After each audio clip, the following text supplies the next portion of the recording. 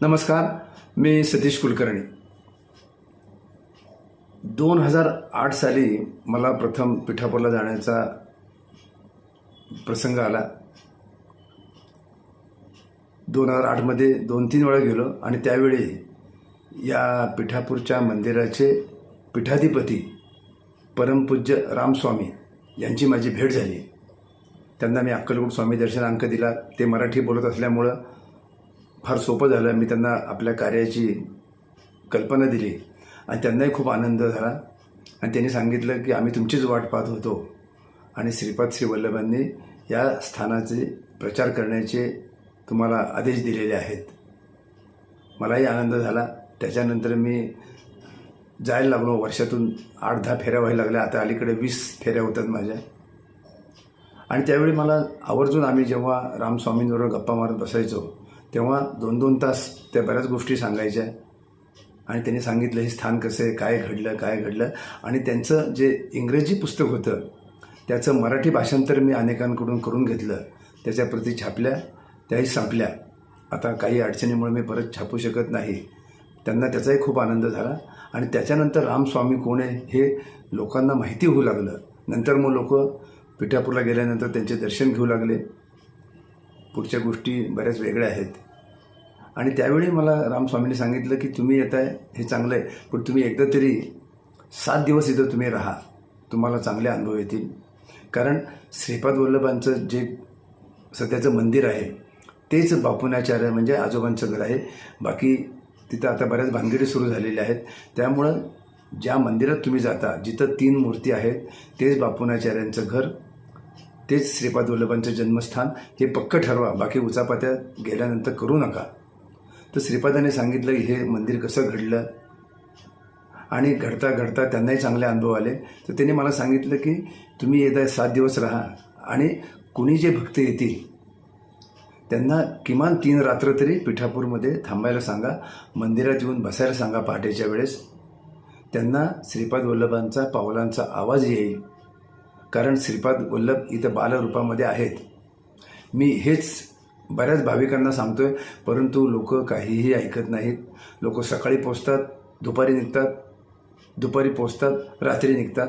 आपण कुठं आलो, काय करायला पाहिजे काही नाही. परंतु मी ज्या वेळेस गेलो त्या वेळेस मला चांगले अनुभव आले. अनुभव हे सांगायचे नसतात, अनुभव हे अनुभवायचे असतात. 7 दिवस एकदा राहण्याचा प्रसंग आलाच. मी ठरवलंच होतं की आपण आता गुरुजींचा आदेश आहे तर आपण 7 दिवस राहावं.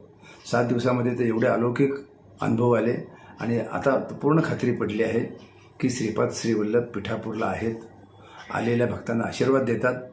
परंतु जे तिथे येऊन उचापात्या करतात, नको ते करतात, करायला जे पाहिजे ते करत नाहीत, त्यांच्यावर श्रीपाद श्री वल्लभ कधीही कृपा आशीर्वाद करणार नाहीत.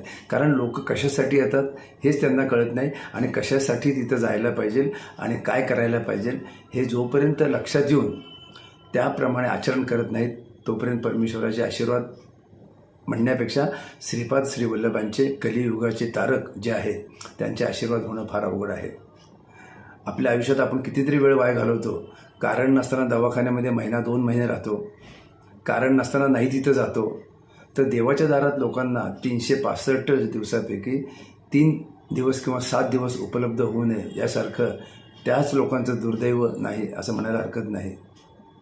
शांतता आहे तिथं, गर्दी नसतो, गोंधळ नसतो. मंदिरात कितीही वेळा जाता येतं, तिथं आपल्याला उपासना करता येते. पण लोकांचं काही नाही. लोकांचं फक्त काय झालं हल्ली आनंद की देवाच्या दारात गेलो आणि तिथून फोटो पाठवले की हा आमचा आनंद. तेच मानतात. लोकांना फोटो पाठवायची घाई म्हणजे आम्ही पिठापूरला आलो आहे हे सांगण्यासाठी लोक पिठापूरला येतात. तू येऊ शकला नाही, तुला बोलवलं नाही, ह्या गोष्टी महत्त्वाच्या नाहीत. इथून पुढं जे भाविक आपलं नियोजन करतील त्यांनी 3 दिवसाचं नियोजन करावं. काही 1 दिवसाने फरक पडत नाही. आणि ज्या तुम्ही सहलीबरोबर जाणार आहेत, जे ट्रॅव्हलवर जाणार आहेत त्यांच्या 3 दिवसाच्या सहली असेलच त्यांच्याबरोबर जा आणि त्यांना सांगा 1 दिवस वाढवा.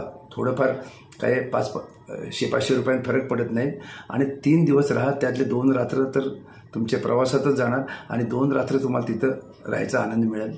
3ऱ्या रात्री तुम्ही निघणार असता आणि इतर काहीतरी पाहत फिरण्यापेक्षा त्या मंदिराच्या सहवासात मागच्या बाजूला इकडे तिकडे बसून तुम्ही नुसतं बसून राहिले तरी श्रीपाद वल्लभांच्या जवळ बसून राहिल्याचा आनंद होईल आणि तुमच्यामध्ये एक धारिष्ट येईल. ज्यावेळी मंदिरात गर्दी नसते, आता मुळात गर्दी नसतेच, फक्त संध्याकाळी पालखीच्या अगोदर 1 तास आणि सकाळी अभिषेकाच्या वेळी 1 तास, इतर वेळी गर्दी नसते. तर 3 किंवा 7 दिवस हे पक्कं ठरवा. काही लाखो रुपये खर्च होणार नाही. तिथं सर्व प्रसादाची व्यवस्था आहे. स्वामी समर्थ भवनात तर आम्ही भक्तांचं स्वागत करतो.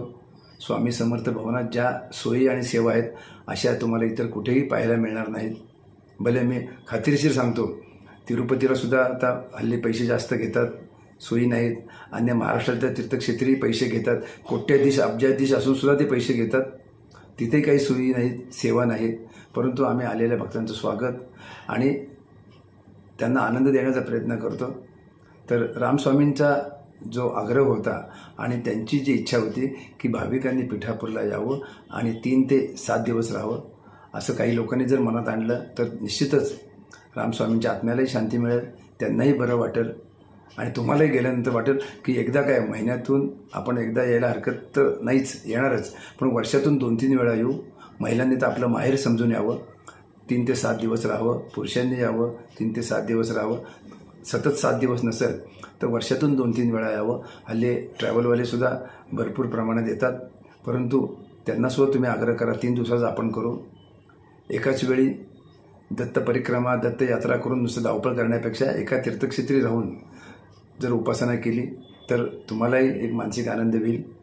विचार बदला, तुमचं नशीब बदलेल.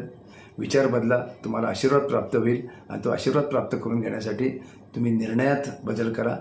पिठापूरला जास्तीत जास्त राहा आणि गुरुजींनी सांगितल्याप्रमाणे बालरूपात श्रीपाद श्री वल्लभ आहेत, त्यांचा पावलांचा आवाजसुद्धा तुम्हाला ऐकू येईल, त्यांचे आशीर्वादसुद्धा मिळतील आणि तुम्हाला त्या तीर्थक्षेत्राची गोडी लागेल, ती लागावी अशी मी श्रीपाद वल्लभांच्या चरणी प्रार्थना करतो आणि तुम्हाला विनंती करतो. नमस्कार.